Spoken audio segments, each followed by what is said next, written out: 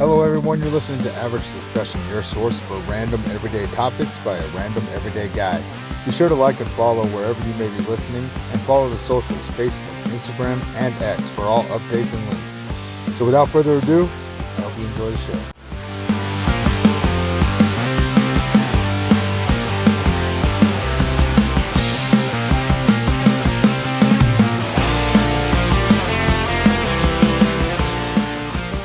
All right. What's going on, everybody? How's your day? How's your Friday? Thank you again for being with me here on Average Discussion. Today is Friday, October 25th, 2024. At least I hope it's still 2024. Hopefully I didn't lose that much time. But yeah, again, it's Friday, October 25th. It's about 56 degrees here, just outside the Salt Lake City area. I didn't see gas. I wasn't really looking at it. But I think when I got gas in my car the other day, it was about, probably about $3.45 or somewhere around there. So again, as usual, if society collapses, everything gets covered with mud, and 10,000 years from now, they're digging everything up, and the only thing that they can find to source what we did in this time period is this podcast. Well, at least you know what you can exploit your fellow man out with. That's assuming that we haven't evolved into something else or been domesticated into something else. But in the meantime, I'm going to kind of go back to what I used to do before I thought I needed to change who I am to try to get this out there a little bit more. So I think if you like it, you like it. If you don't, you don't. It is what it is. And there's nothing wrong with that. But I thought that maybe by changing the approach that I was doing to stuff, maybe then I could get a little bit more traction with it. And you know what? I don't think that it really mattered all that much, because the traction came from the effort mainly on advertising. So that's what I got to be better about. So I don't think I really got to change what I'm doing. I think it's okay. So we're going to kind of go back a little bit. All right. And we're going to cover some news topics. I haven't done that in a while, mainly because as we get closer to November 1st, good luck finding a news headline that isn't about politics. You really just got to get off the main pages for that. But I'm also not interested in talking about politics. I'm a firm believer that neither one of them is a good idea. That's just where I sit. It is what it is. And I know that's not everybody's cup of tea. So that's why I don't want to talk about it. So either way, we're going to kind of get back into what we used to do here, where we would cover some news topics. All right. And the reason is I always felt like that kind of got the flow of things kind of moving, right? So the first article I'm going to talk about here is an Army soldier who was found dead. So Army soldier's death investigated as homicide after body found inside a Missouri-based dumpster. Now, the reason I'm bringing this up is because this one, I wouldn't say it hits close to home to me, but I have a tie there, right? In the sense that I was stationed at the same installation.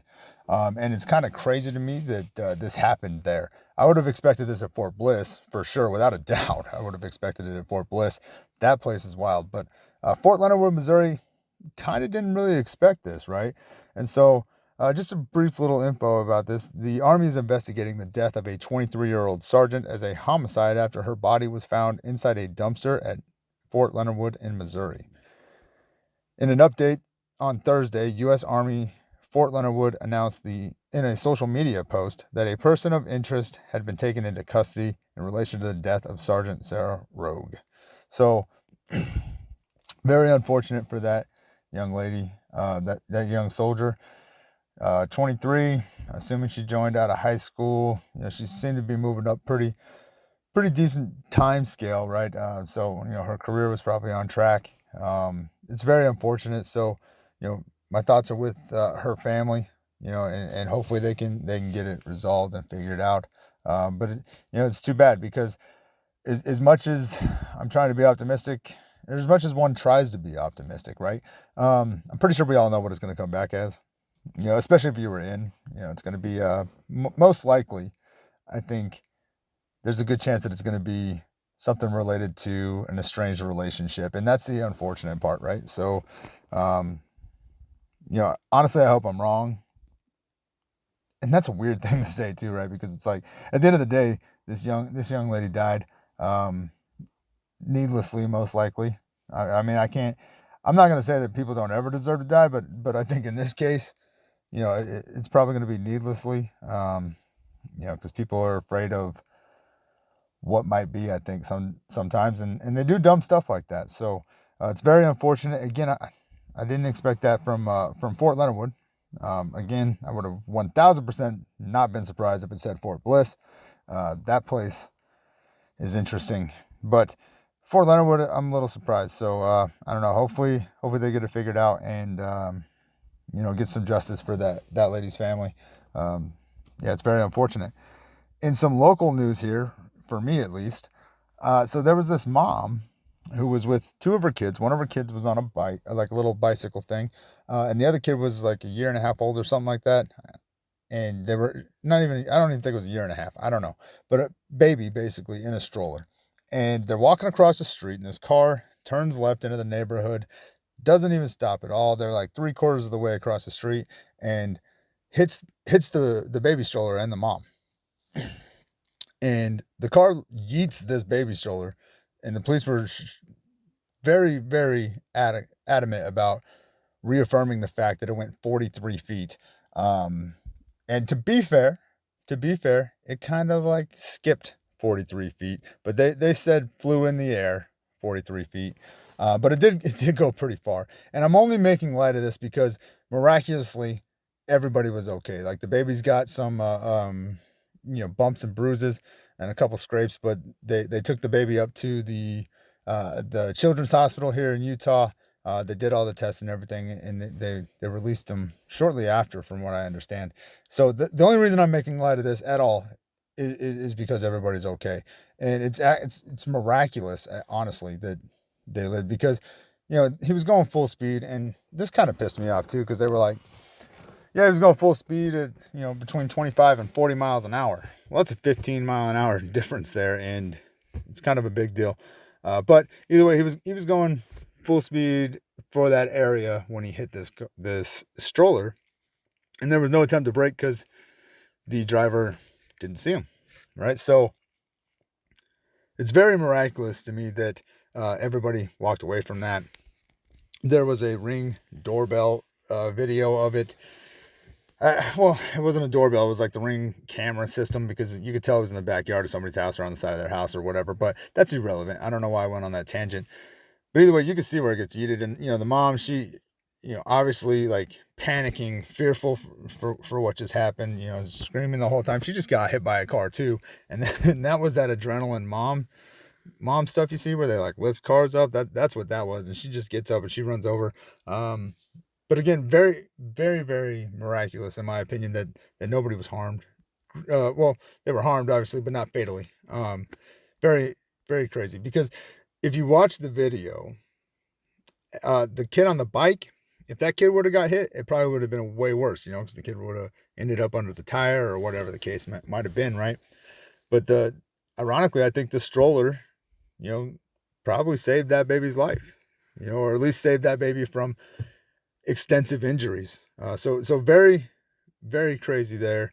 And here's the weird thing about that is literally the day before, there was a Facebook post in I guess you could call it community page out here where I live, right? And they were basically, this guy was bashing. He said this white Challenger pulls out in front of him every day, drives super fast down Main Street. Then he gets on the highway and he disappears. But, karma caught up to him because, the police got him and had him pulled over or whatever. And there was this whole topic thing, and I was doing what I do, talking shit. Okay. But I really hate the fact that everybody looks at speeding as like this god awful crime, like you're the worst human being. And it's weird. It's almost like the political world. Like there's 50-50 split where people are like, just get the hell out of the way. You want to go slow, fine, do so. Just go over there and do it. You know what I mean? But then there's like that other side that's like, oh, you're speeding, you're going to kill an entire family in a minivan. Your vehicle's a weapon, blah, blah, blah. Right. And I was sitting there defending this guy because, one, I drive fast. I don't deny that. I don't hide that. I didn't buy a Charger because I wanted to go slow. You know what I mean? So anyways, somehow the topic of conversation gets into, well, what if, every life is precious, which again, I would argue not every life is precious, but they're like, every life is precious. What if he would have killed the kid and blah, blah, blah, blah. And that was funny to me because we were talking about the highway, and I I didn't post the comment, but I really wanted to. And I wanted to say, if there's a kid that gets hit on the highway, that's a tragedy for sure. For sure, that's a tragedy. But I think the underlying problem isn't that the kid got hit by a speeding vehicle. The underlying problem is the kid got hit because what the hell was the kid doing in the highway? You know what I mean? So, but I didn't. I just refrained. But it was interesting to me because literally 24 hours later, this mom and her kid gets hit by this car in a neighborhood of all places. Not on the highway. But in a neighborhood. And I was like, man, these people like manifested that with their ridiculous comment that literally didn't even need to come up in that conversation. You know what I mean? It was completely irrelevant to the topic of conversation, but nonetheless, it comes out. And 24 hours later, a mom and her kid get hit. Absolutely crazy to me. Absolutely crazy to me. But again, I'm thankful that nobody was hit or hurt, in that accident. Very miraculous. And from everything that I've read in terms of the news articles, no major problems for any of them, just some scrapes and bruises. And that's super miraculous to me. So in other traffic related news, and this was a few weeks ago, so there was a car, or there was this lady traveling, her daughter was driving or something like that on I-15 here in the Utah area, in the Salt Lake City area. And the headline was that like a boulder hits the car. Now, I'm going to pause you right there. I want you to envision a boulder in your mind. Okay, back to it. So a boulder hits this car and it's this big deal, and they're like, oh my gosh, we're so lucky to be alive. And I'm like, yeah, first of all, where did the boulder come from? Because this was in the city, right? And they said it like fell off a truck or whatever. So I'm like, oh dang, man, they didn't secure that thing down very well or what? Or maybe the straps failed. I don't really know, right? And then you get into the video. And the video on this, again, they're talking a boulder. Like these people they're saying a boulder, right? So I'm like, man, yeah, that's wild. That's crazy. Well, it turns out the only damage to the car looked like somebody headbutted the driver's side fender. And there's no boulder in any of it. So I'm like, dang, how far did they drive away from this boulder? Well, it turns out they didn't drive away from the boulder. They stopped, they pulled over. It was, I don't know, a normal size rock. It had to have been because the damage to the car, it wasn't from a boulder, And so that's what it got me thinking. I was just like, man, I guess maybe I don't understand what a boulder is because I'm thinking something like the size of the car, that like people put in their yards as decoration or something. And it was like being hauled by a semi. But the police were like, oh, we have no idea where it came from. I don't even know if they found it, to be honest with you. Like, that's the crazy part. But these people were super, super stressed out about this boulder that hit their car. Now, I mean, to be fair, if it would have hit the windshield, it could have completely been a totally different story, right? I'm not downplaying the effect that it could have had, especially traveling at 75 miles an hour, right? But it's not a boulder, people. It's not a boulder. Not a boulder. So I thought that was interesting. Thought I'd share that with you. And the last story we're going to cover is super babies. So the rise of super baby. A U.S. startup offers genetic IQ screening for the wealthy elite.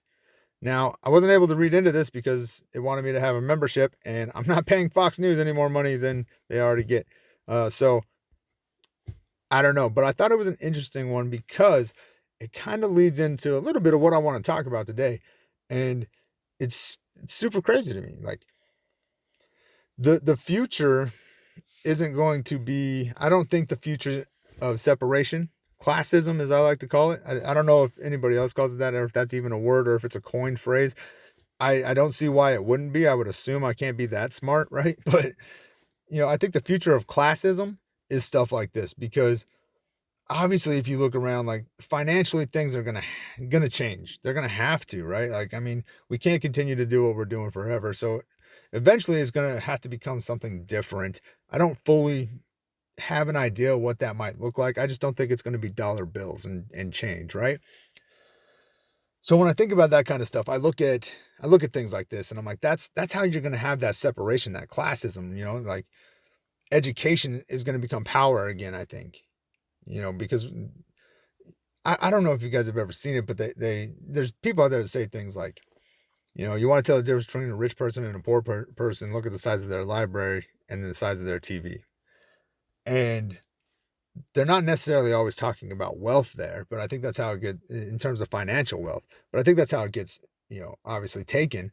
But I think what they're implying, at least what I would assume they're implying, which is what I'd be applying if I was saying it, is that, the knowledge is what's going to make you successful. So when we look at that, and what was it? I actually saw something the other day. Sorry, I know I'm a little scatterbrained right now. I haven't done a podcast for this in a while, so I'm a little out of rhythm. But I saw this thing the other day that said, "Don't you think it's strange that in the poorer communities, libraries are so few and far in between, but there's usually a pretty nice one by all your upper class houses?"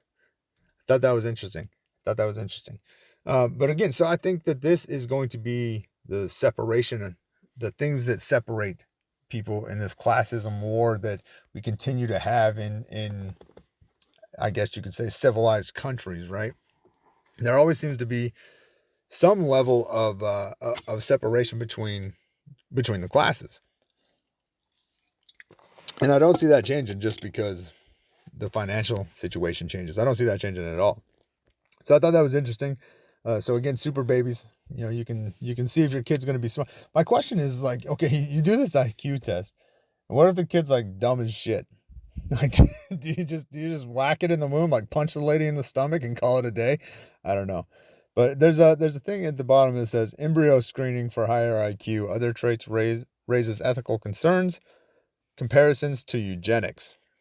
Yeah, because I mean, listen, I think I think that's what everybody's shooting for who tries to create a pure race in a way, right? And not necessarily by skin tone, but by maybe blood type or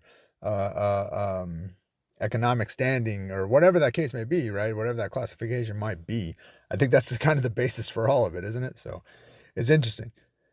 So that's your news topics. I don't know. Like I said, I wanted to get back to that because I feel like I kind of changed what I was doing because I thought it was going to help get more publicity out there, maybe interact with more people if I didn't focus on certain things. And you know what? I don't really care anymore. So we're just gonna go with it. And that was the news topics. I'm not gonna overload you with news topics because we're gonna get into what I want to talk about today. I don't know if you guys saw it on the socials. I sure hope you did. If you didn't, get your butt over there. Facebook.com/average discussion. Follow the page. Okay. Instagram, average discussion. X, formerly known as Twitter, @AVG discussion. Okay. Follow those things because I posted 2 things about this comment where I said cereal is human dog food. And I really believe that. Right. And I've been trying to think about when I kind of came to that realization. And I want to say it's when my wife and I were watching a documentary. I'm pretty sure about the startup of cereal companies or something like that. I could be wrong about which one it really was. But I feel like it was around that same time frame when we were kind of watching some of those documentaries that I initially said, cereal is just human dog food, right? It looks the same. It comes in a bag or a box, and it's compressed, quote, nutrients, and you just shovel it in. Like you pour it into a bowl just like you would dog food. To me, it's kind of a no-brainer, right? But I took a picture yesterday while we were at the store, and I took a picture of the back of a dog food bag, the ingredients section, and then I went to the cereal aisle and I took a picture of the ingredients in that, and there's a lot of the same stuff in them, guys. A lot of the same stuff, right? Added things. Obviously no sugars for the dog food, at least not that I saw, but a lot of the same stuff. And I imagine if I would have checked one like say like Fruit Loops or something, there would have been probably like red dye, because the one I checked was sugar wheat or whatever the heck it's called. And yeah, I don't know. I just I feel like it was pretty similar and kind of reinforced my point that cereal is just human dog food. So then I looked a little deeper and I said, maybe I'm onto something here. So I did a quick Google search this morning, and what I typed in was, when was dog food invented? And the first thing that pops up, there's obviously the AI overview now, which is kind of helpful. I'm not going to lie. Makes me kind of nervous because if that could easily be manipulated, I think. But, at the same time, it's also kind of helpful, right? But I said, when was dog food invented? and it says approximately 1860 by an English businessman named James Spratt, who had this idea to, as dogs became more common companions for everyday people, to market a food to the elite, by the way, kind of like your super babies. And it was originally in the form of a biscuit, right? And it was, so they didn't have to feed scraps to the dog, and it was considered to be healthier and all these things. But yet there doesn't appear to be anything healthier about it. But anyways, my next question was then, when was cereal invented? And it says the first manufactured breakfast cereal was invented in 1863 by James Caleb Jackson, a doctor and health reformer in upstate New York. So literally 3 years after dog food becomes a thing, human food, dog food becomes a thing. Human cereal food becomes a thing. That's kind of crazy to me. It's like they're like, man, this is a great idea. You know what we should do? We should market this to people. How ingenious. It's crazy. It's crazy. So I firmly believe that cereal is human dog food, and that there was a marketing scheme to make people believe that their dog food was unhealthy for the dog, that we had to stop dogs from eating red meat because they were dangerous. Because I've heard that before too, right? Like, oh, once they taste blood, they always want blood. You know what I mean? My dog literally killed a goat out here where I live. It was unfortunate, honestly. Like, she got out, she ran off, and I don't think she intended to kill the goat. I really don't. I think she was kind of just roughhousing with it, but she's a little bit aggressive sometimes when she does that, because she didn't like mangle it and try to eat it to death, right? She just got a hold of it really good, and the goat ended up bleeding out, essentially, right? And I remember there was like 4 people. There was like 4 people that were like, "You're gonna have to put that dog down, man. Once that happens, that's it. That's all they want." And she's she's not food aggressive. She's never snipped at us. She doesn't. She gets aggressive when she plays, but that's really the extent of it, right? She doesn't have this urge to run off. The only reason she ran off, I think, that day was because we weren't there. And every time she's ran off, that's kind of been the reason why. Because when I'm here, she stays right by our side, right? So that dog is literally the reason why I believe in separation anxiety in dogs, by the way. But that's a whole nother podcast, trust me. All right. But anyway, so I did find it interesting, because I was like, I've heard that a lot in my life, that once a dog tastes blood, you got to put it down. And I think that that's probably situational based, right? Like if you're on a farm where you've got a bunch of livestock, and your dog, say, kills one of your chickens, right? But they're constantly surrounded by chickens, and there's probably a larger chance that they're going to eat a chicken again, right? So I understand it in that context. That part of it would make sense to me. But what doesn't make sense to me is when I live in a hybrid city where you've still got people who are trying to be ranchers to some extent, right? Surrounded by neighborhoods of non-ranch style houses, right? I don't think it makes sense in that situation. And I feel like there's more of a majority of that than there is, the rural rancher whose dog kills a chicken, right? So I've always been curious about that. But I do feel like there was a huge campaign to like make people believe that there was something wrong with what we were doing to the dogs. And I think that is the same thing with cereal. They were telling you, hey, this is a healthier choice, and it was marketed, and they made a shit ton of money, man. That's what I really think. So that's the cereal is human dog food, the social media post for the day. So again, if you haven't done that, please head over there and follow that stuff. But the other thing, and I am on TikTok. I just don't generally do a lot on there, so I don't really broadcast it. But I am on TikTok. TikTok. If you want to, see the, I think, 4 videos I have up. And I did make a post this morning on there, but I'm not on there very much. But I came across something while I was on TikTok that I was like, man, I really want to send this to my kids. All right. It was a real sentimental thing. And so like, I had this realization where I'm trying to be sentimental with my kids, and like share this thing, like, Dad loves you. I really do. And I couldn't find my daughters. I couldn't find her account. So I had to go through and like do some, FBI investigation stuff to figure out to what she'd changed her damn name to this week. That's wild. Like I don't know. Maybe I'm maybe I'm too old school, but why are these kids changing their name every other day?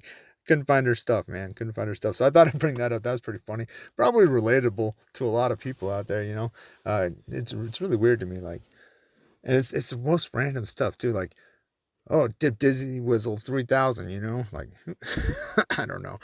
I don't know. But anyway, the cereal thing, though, it brings me back to an idea that I've kind of had about domesticated animals. And that's what I kind of want to get into here as the main, I guess, theory part of the conversation, right? And my thing with domesticated animals is, how it may be possible that us as humans maybe were domesticated from our primitive selves, right? And then my question lingers around that idea is, was that on purpose or was that accidental, right? Did we accidentally domesticate ourselves, right? And let's just kind of get into a few things about what domesticated animals, how that process kind of works, right? So I looked up, I asked the search engine, how do you domesticate a wild animal? And here's what it came up with. It says, to domesticate a wild animal, humans control the animal's behavior and selectively breed it over many generations. Capture, humans capture wild animals or entice them to stay in a specific area by feeding them. Taming, humans train the animals to live with them. Selective breeding, humans choose animals with desirable traits to breed, passing those traits on to the future generations. Now, anybody who's studied a history book knows that that's literally what a lot of American slave owners did during those times, right? They did selective breeding. And I don't mean to classify them as those slaves as a wild animal. Okay, that's not what I'm saying. What I'm saying is that was the practice, right? That was kind of put in place. So it's something that we're aware of, and we know it's effective, right? Domestication can result in many changes to an animal's body and behavior, including size. Many domesticated animals are smaller than their wild ancestors. That's interesting because we have the Neanderthal that were stronger physically, bigger in nature, and here we are, right? Snout.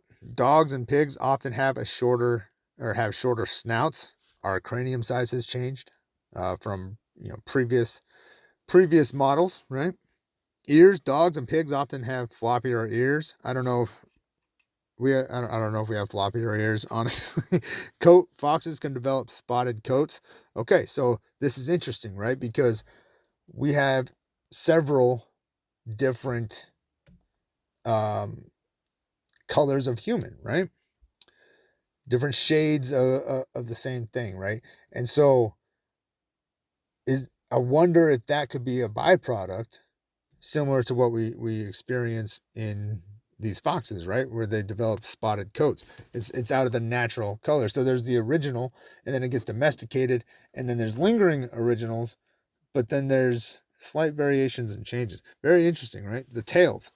Foxes can develop highly set tails. I don't know. Maybe that's butts for us. Not really sure. I don't know. Barking. Foxes can develop a tendency to bark, right? It's abnormal. It's common in dogs, but not foxes. Whatever. But either way, there's very real physical changes to the body and behavior, right? They start doing things they're not accustomed to doing, that they don't naturally do in their environment. Animals that are good candidates for domestication often have 3 traits. They grow and mature quickly. That's interesting. Human beings, we don't really mature that fast. I mean, I'm still working on that 37 years later, but we definitely grow relatively quick. Definitely not as fast as like some other animals, obviously, but I think for our lifespan, I would argue it's pretty quick, right? They breed easily in captivity. That's all we do, people. Look, how many babies were born during COVID? I think that's the only question you got to ask yourself. So hey, I'm sure that's us. We breed easily, right? They eat plant-based diets. That's interesting. Where we look at ourselves as meat eaters, right? But I mean, we're also very accustomed to eating plant-based diets, right? And if you buy into the evolution stuff, well, we came from plant-based diet animals, right? So that's an interesting part. They're hardy and can adapt to changing conditions. Listen, one thing you can say about human beings is we're very adaptable. There are a ton of people that should be dead, but for some reason they're still alive. All the stupid things that they do and we do as human beings in general, it's amazing we don't kill ourselves at exponential rates, right? Like it's really wild. So we're very adaptive. I mean, we go into cold environments, hot environments, wet, dry, whatever the case is, harsh environments, and we adapt, right? So we fit that mold. They live in herds or had ancestors that live in herds. Well, we're a little bit more standoffish, I think, as a culture, but we still live in a herd. If you really think about it, that's all a neighborhood is, right? We're just not as close to those people as we used to be, right? Back in the day before we were domesticated. All right. So my next question after learning all of that, right? All these things I feel like you can say happen to the human species. It says, what happens to an animal after domestication? It was my next question. This is what I got. It says domestication can cause significant changes to animals, including physical changes. Domesticated animals may be smaller than their wild ancestors, which we've already identified that, and have a shorter snouts, blah, blah, blah. They may also have white markings on their face, chest, or legs. Behavioral changes. Domesticated animals may be more docile and tame and less aggressive. They may also be less attentive, less exploratory, and less responsive to stress. Now, I don't know that really fits the mold too much for domestication, but what I would say, domestication of humans, but what I would say is we are definitely less attentive, I think. We're definitely better at multitasking, I think, but we don't retain anything and we don't pay attention to shit. Like, I mean, just look at your teenagers and you can see that they don't pay attention to anything. And I'm not saying that I paid attention to everything, but I will say that I do feel like at their age I paid attention to a little bit more, right? So I think as every generation goes on, that gets a little bit less and less, that attentive part, right? And maybe that's just one of those back in my day things, right? But I do feel like we are less attentive, less exploratory. I think as a whole, yeah, probably. I mean, we have all these great stories of our ancestors going out there, venturing and exploring the wild seas. And, I think that's two reasons, right? One, we're just less interested in it because maybe the way our society is, we don't feel like we have ambition for that. But also because, everything's kind of been explored and you're kind of at this area where it's like there's very few unknowns, but at the same time, there's a shit ton of unknowns. So I think there's still a percentage of people that are exploratory. But I think as a whole, I would say that we're probably not. We're just comfortable living where we've always been. Less responsive to stress. I feel like we're more stressed out than ever. So maybe we are less responsive to it because maybe the amount of stress that we intake and ingest on a daily basis in this world, especially the modernized world, when you've got all the social media influence, the medias, the marketing, all those things, the traffic, the commuting, the lifestyle in general, like the amount of stress that we deal with on a daily basis that most of us don't even really pay attention to anymore. It'd probably be enough to give our ancestors, a brain aneurysm or whatever. So maybe, but I definitely just think we just have more stress. But other changes, domesticated animals may have changes in their coat color, tooth size, craniofacial morphology, which again, our teeth are different, our skulls are smaller, our brains, I think, are bigger if I recall correctly, but our cranium size is actually smaller, which is why I think a lot of people argue that it's kind of weird that we even are as aware of our own existence as we are. But either way, they may also have, they may also have more frequent estrus cycles and changes in their, yep, can't read that word. Anybody who's listened to the show long enough knows that I stumble on words for some reason. Probably because I'm an idiot. But hey, hormone levels and neurotransmitter concentrations, So domestication is a complex evolutionary process that occurs when animals are exposed to man-made conditions instead of their natural habitat. These changes make domesticated animals easier to handle, but also reduce their ability to survive in the wild. For example, domesticated rabbits often lack the predator instincts that help other feral animals survive without human care. Right? So that's why they say, like, what was that show called? Like Save the Chimps or whatever. I don't know. It's on Netflix. This crazy lady in Missouri kidnapped a chimpanzee that was like famous in movies and stuff like that. I don't know. If you haven't seen it, look it up. It's pretty funny, pretty interesting. Kind of sad too at the same time. But I do know that that's the thing, right? When they rescue those types of animals, they're like, well, we can't release it back into the wild because it's been cared for by humans its entire life, and if we release it back, it's gonna get annihilated. It's gonna get bullied and all those things, right? Kind of like kids, we can't release them back to the wild after we homeschool them for so long because they just get bullied all the time, right? Like that's kind of the thought process. I don't know that it actually happens, but I've heard that that's how it happens, right? So very interesting because I look at that breakdown, right? And it says domestication is a complex evolutionary process that occurs when animals are exposed to man-made conditions. Okay. So that's our understanding of what we do to these animals. But if you look at a lot of these traits, I think that you could apply that and say that this is kind of what's happened to humankind. So who has been taking care of us? What conditions were made by whoever domesticated us, right? And that's kind of where my mind goes with this stuff, man. And I know this is complete theory, okay? I may be connecting dots that don't exist, but I do feel like these definitions you can put towards, human beings.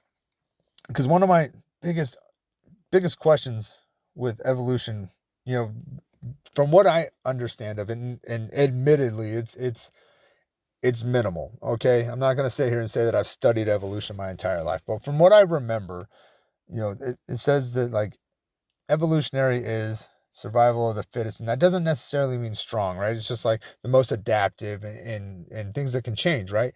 And one thing that I always thought was weird was, okay, we come from ape animals according to that idea, right? And we lose all of our hair at a time where we believe, at least now, and I don't say we know because I don't know if we can ever truly know, but we have a pretty good idea that during that time period, the earth would have been a lot cooler, right? So it always kind of struck me as odd that we lost all of the hair, right?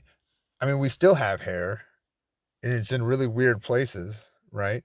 Like, I don't know what kind of cruel joke it was to lose the hair from your, I don't want to say your arms or anything because you have arm hair, but to reduce the amount of hair in certain areas, like, your stomach, some people can't grow beards, right?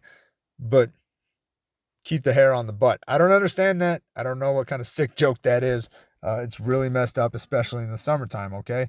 But the hair thing always kind of made me question it a lot because it just didn't make sense to me how that would be a trait that got dropped. I feel like that would have been something that we needed to have. And, maybe it was because we started making furs, right? And we didn't need it anymore now that we had this unnatural way of warming ourselves. But at the same time, I feel like that we only got to that because we didn't have hair. Like, you know what I mean? I don't know. But so I looked up, my next question was, do animals lose hair after domestication? And the AI overview says yes, some domesticated animals can lose their hair. And there are a number of reasons for this, or a number of reasons why this can happen. Breeding practices. Breeding practices can alter the genes that control a mammal's coat health. Hormonal issues, hair follicles, are connected to the thyroid gland, so hormonal issues can cause baldness. Underlying diseases. Hair loss can be a sign of an underlying disease. Genetics. Some animals may be genetically predisposed to hair loss. And then, of course, nutritional factors. Nutritional factors can cause hair loss. Sorry, my throat's getting dry. Anyways, some animals that are selectively bred to be bald include rabbits, guinea pigs, Syrian hamsters, mice, rats, and cats. Domestication can also cause other physical changes in animals, such as smaller brains, less acute sense organs, floppy ears, variations in coat color, and a shorter muzzle. Right? So, some of these things reiterated themselves or repeated themselves, but interesting nonetheless. Interesting nonetheless. And one of the things that I took away from that was the nutritional factors, right?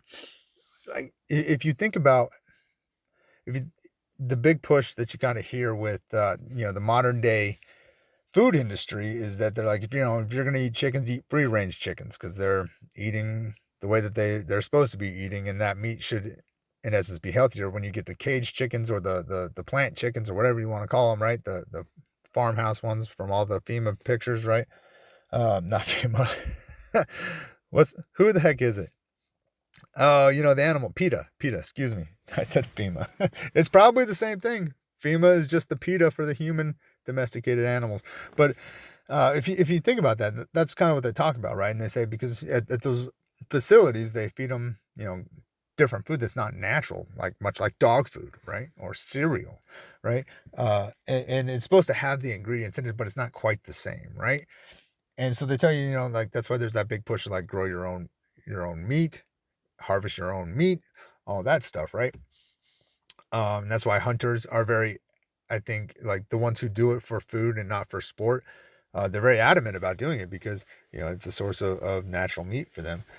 Plus, I think they just enjoy it. But point I'm trying to make is that's a big push, right? And you hear about it with cows as well, right? Like grass-fed cows and all those things. I don't know if you guys have ever seen a picture of, what they believe that cows looked like before domestication, but they look nothing like what they do now. Nothing, right? So how much of that was a byproduct of us changing their diet because we changed their environment? Once you capture them, you have to make sure they eat, right? And that's so I'm wondering if things like that happen to us, and my question at the beginning of it was it intentional, as in somebody or something came here and domesticated us, or was it unintentional? Did we accidentally do it to ourselves because our herds got too big, and there was nowhere else to go? Maybe there was environmental reasoning behind it as well, right? I don't know, something catastrophic happened and we all just had to kind of migrate to where the food was, and then we realized, oh shit, we're eating all the food, and then we started eating each other. There was probably civil war amongst the monkeys, and next thing you know, we're just picking berries. I don't know. But that's where my head goes. As I think about that kind of stuff, because I look at this kind of information and I'm like, man, that's us. That's us as human beings. Like the different shades, the some of us can grow beards, some of us can't, right? The different sizes. We know that that historically human beings who partake in slavery have done selective breeding, and I don't think that was just unique to the Americans who did it, but it's obviously the most recent, right? So we know that that's a thing. It's crazy. So did we do it intentionally? Or excuse me, did something or someone or whatever intentionally do it to us, domesticate us for productivity maybe? I mean, think about, we use farm animals, at least we use equipment nowadays, right? But we used to use farm animals to help with the process, right? To plow the fields, to move the carts, all those things apply, right? We did that. Did somebody maybe do that to us? And now, much like we did or are doing with the animals that we domesticated for those practices, now they're just a novelty and we don't really think about them or care about them, right? We've replaced the horse from a mode of transportation to a show thing that people just make a shit ton of money on for whatever reason. It's crazy, but they're a show thing, right? We put them in trailers and we haul them around. They're not used for what they were developed for, right? Oxen, the same thing. You look at the Clydesdale, right? The selectively breeding going on there, and they're just for commercials these days, and only in the wintertime. We don't even care about them in the summer, the fuck are those things? You know what I mean? We don't even care. And so are human beings now at that part, right? Because when you look at things like the religious side of things, right? There's a lot of people out there that argue that if there was a God, they don't care about us. It doesn't care about us now, right? We have this group of people that are like, no, they're coming back. Right? But what if they never do? Because they never plan to. And I'm not trying to question anybody's faith here. I'm just throwing out hypothetical situations, right? And so are we in that spot where we're just the Clydesdale? And every so often, like Christmas time, when they need some more spiritual practicing, we come around. But after that, they don't care. Now, in the summertime, we kill each other at record rates because it's too hot, right? It's crazy to really think about. Again, this is just theory. This is just, conversation, random ideas, but I feel like some of it applies. I really do. I feel like some of it applies. And with that, I'm more interested to know what you think. What do you think applies to that? I mean, do you think maybe I'm onto something here? Have we domesticated ourselves potentially? I mean, look at what we do. Look at what we do. We confine ourselves in these communities, right? And we've created a system that we're dependent on that community, and hardly any of us could survive outside of these civilized walls, right? I mean, really think about it. Like, I don't even know where to find tacos in the wild. You know what I'm saying? So, good luck finding an Oreo tree, right? Like, I'm going to starve to death. What am I going to eat? Right? No, not necessarily me in particular. I feel like I would be okay. But that's because of things that I did in my life that were a little bit abnormal compared to the everyday person, right? So are we doing it to ourselves? Are we continuing to do it to ourselves? I mean, there's that whole push for 15-minute cities, right? And I've actually argued, this is weird, I've argued that potentially is a good idea, because it reduces the amount of need to commute for one. And anybody who knows me knows that commuting to me is just the weirdest thing, right? But I understand it. We got to pay the bills and stuff like that, right? But in those 15-minute city ideas, everything you need is located within a 15-minute walkable radius. Walkable, I think. I could be wrong about the walkable part.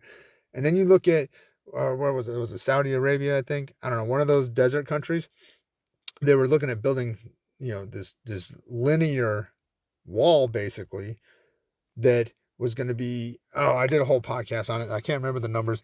But it's going to be wide enough to basically sustain, thousands of people. And inside of it is going to be everything that they need. And there's supposed to be a rail tram thing kind of going through the middle of it, take you from one end to the other. All those things apply, right? Is that not just more domestication? I don't know if I said that right. Sounds like a new word I just made up. I might be going somewhere. You never know. But either way, are we doing it to ourselves? So I'm curious. What do you guys think?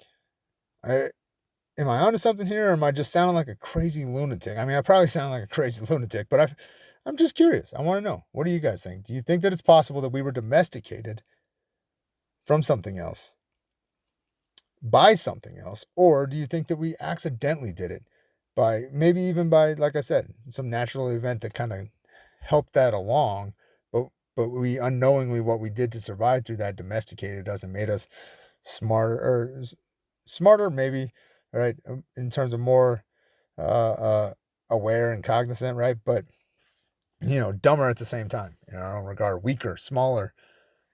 I don't know. What do you guys think? So that's the episode. That's what we're going to do. I'll leave that open. I am interested in what you guys think. So please head over to the socials. Let me know. Because I don't know if I get any comments on the podcast. And I also, because it goes to so many places, I don't even know if I would even notice that I got one. Excuse me. So if you have commented, I don't try to ignore you. The best way to reach me is going to be on the socials: Facebook, Instagram, X. Okay. Like I said, I have a TikTok, but I don't really use it. Or you can email me directly, averagediscussion@gmail.com. Okay.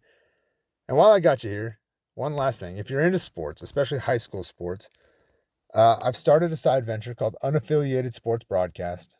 It's doing okay within the community I live in. I only covered the three prominent high schools in the area that I live in. But if you like sports talk and you're looking for something a little bit different, we do have that podcast as well. Okay. But it's under its own name, Unaffiliated Sports Broadcast. I don't know why I didn't think about it. I could have just tied it into this name and just had a subgroup, but I didn't do that. So if you are interested in it, Unaffiliated Sports Broadcast, let me know what you guys think. It's something a little different. It's definitely different than this because it's strictly related to high school sports. So just wanted to get that out there in case that's something you might be interested in. But in terms of this, I want to know what you guys think. Did we domesticate ourselves? Or were we domesticated by something else? Hey, thank you for listening. I hope you have a great day. Please take care of yourself. Please take care of each other. And until next time, I'm out. Hey, thank you for listening. I hope you enjoyed the show. Please don't forget to follow and subscribe to the podcast wherever you may be listening.